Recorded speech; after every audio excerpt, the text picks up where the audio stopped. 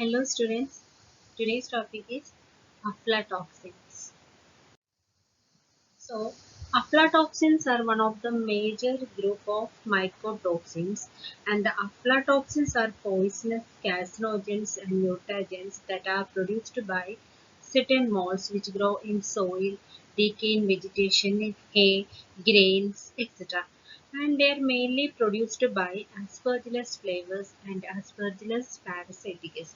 They are regularly found in improperly stored staple commodities like cassava, chili, pepper, peanut, rice, sesame seeds, sorghum, etc. So, aflatoxin is an example of mycotoxin. We know that mycotoxins are the toxins which are produced by the pathogenic fungal species. And one major example of the mycotoxin is the aflatoxin, which is produced by the Aspergillus species. And aflatoxins are poisonous carcinogenic compounds. They are poisonous carcinogens and also they are mutagens which are produced by Aspergillus species, and mainly they are found in soil, in the decaying vegetation, hay, grains, etc. And examples of the Aspergillus species for producing these aflatoxins are the Aspergillus flavus and the Aspergillus parasiticus, and they are regularly found in improperly stored food items like the cassava, chili, pepper, peanut, rice, sesame seeds, sorghum, etc. And coming to the types of aflatoxin, first one is the aflatoxin B1 and B2, which are produced by the Aspergillus flavus and the Aspergillus parasiticus. Next one, aflatoxin G1 and G2, which are produced by some species of Aspergillus flavus and the Aspergillus parasiticus. That is a group 2, Aspergillus flavus and Aspergillus parasiticus. And next is the aflatoxin M1, which are the metabolite of the aflatoxin B1 in humans and animals, and aflatoxin M2, which are the metabolite of aflatoxin B2 in milk of cattle fed on contaminated food, aflatoxicol, which are the metabolites produced by breaking down the lactone ring, aflatoxin Q1, major metabolite of aflatoxin B1 in vitro liver preparation of other higher vertebrates. So, coming to the different types of aflatoxins, there are mainly 6 types of aflatoxin. First one is the aflatoxin B1 and B2, which are produced by Aspergillus flavus and Aspergillus parasiticus. Next one is the aflatoxin G1 and G2, which are produced by some group 2 members of the Aspergillus flavus and Aspergillus parasiticus. So easy to remember. First one is a B1 and B2, which are produced by Aspergillus flavus and Aspergillus parasiticus. Next one is the G1 and G2. They are also produced by some group 2 members of Aspergillus flavus and Aspergillus parasiticus. Next one is the M1, aflatoxin M1, which are the metabolites of aflatoxin B1 in humans and animals. So, aflatoxin M1 are the metabolites of the aflatoxin B1 present in humans and animals. Next, after M1, aflatoxin M2. They are also metabolites of the aflatoxin B2 in milk of cattle fed on contaminated food. So, first B1 and B2, next G1 and G2, M1 and M2 are the metabolites of aflatoxin B1 and aflatoxin B2 respectively. After that, the next type is the aflatoxico. It is also a metabolite which is produced by a breaking down of the lactone ring of the aflatoxin. And the next one is the aflatoxin Q1, which is a major metabolite of the aflatoxin B1 in vitro liver preparation of higher vertebrates. So, aflatoxin is a major metabolite of the aflatoxin B1 in vitro liver preparation of the higher vertebrates. Coming to the occurrence of this aflatoxin in food item, you know that Aspergillus is one of the important foodborne pathogen, and also the factor that make them more severe is their ability to produce this mycotoxin, that is their ability to produce aflatoxin. And coming to their occurrence in food, they are mainly found in various cereals, oil seeds, spices, nuts, etc. And also they contaminate grains and cereals at various steps during the harvesting or storage. And aflatoxin contamination of wheat or barley commonly occur due to inappropriate storage. And in milk, aflatoxin is generally present at 1 to 6% of their total content, and the aflatoxins infect humans following consumption of the aflatoxin contaminated foods such as egg, meat products, milk products, etc. So next topic is the occurrence or the chance of presence of aflatoxins in food. In which type of food these aflatoxins are commonly present, or what are the major kinds of food which these Aspergillus species will spoil.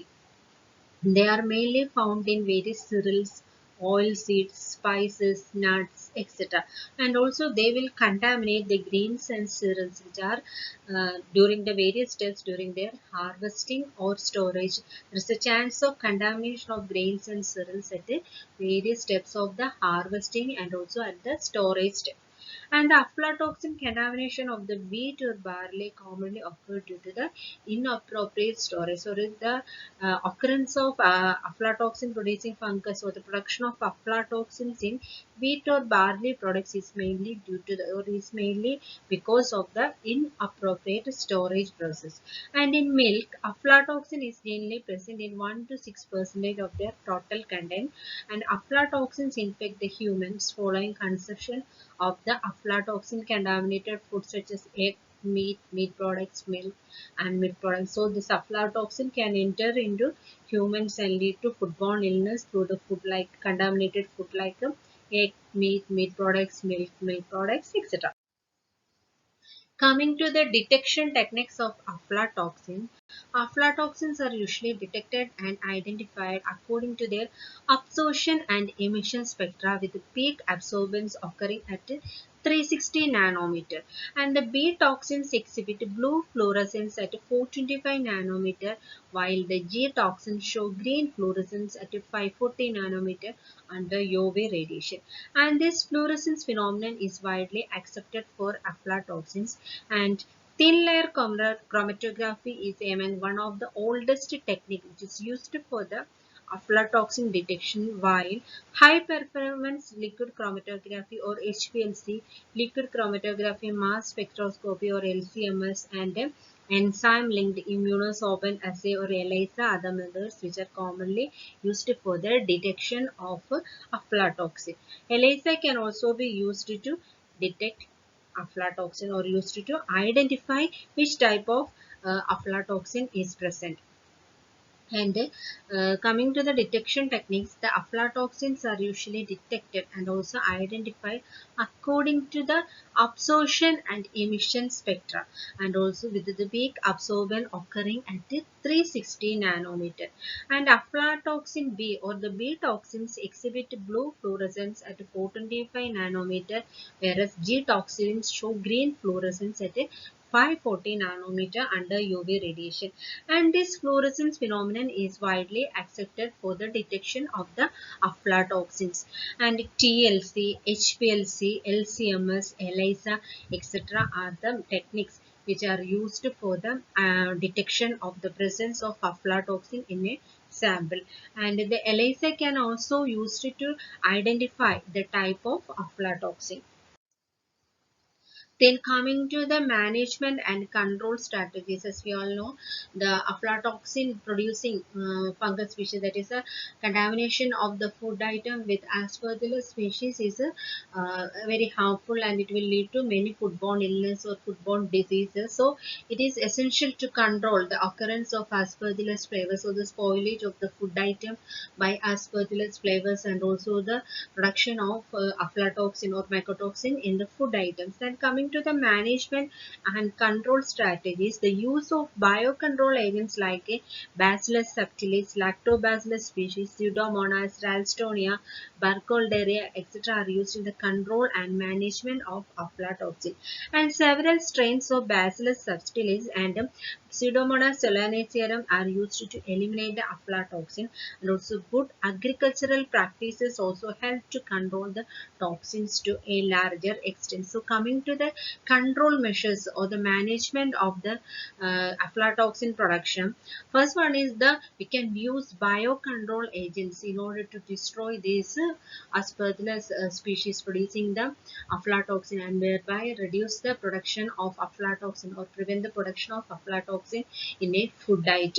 And the commonly used biocontrol agents are the Bacillus subtilis, Lactobacillus species, Pseudomonas, Ralstonia, Burkholderia, etc.